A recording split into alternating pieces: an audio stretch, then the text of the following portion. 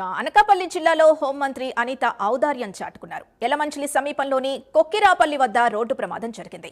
అదే సమయంలో విశాఖపట్నం నుండి పాయకరావుపేటకు వెళ్తున్న అనిత క్షతగాత్రుల్ని చూసి చలించిపోయారు.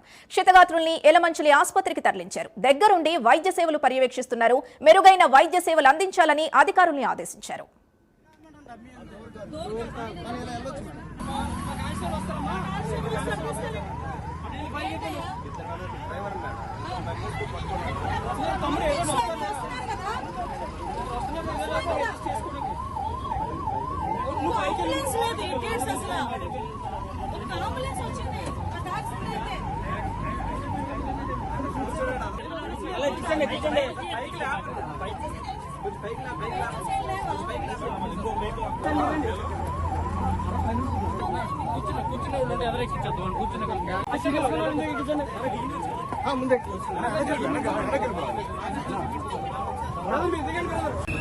మీరు వచ్చేయండి.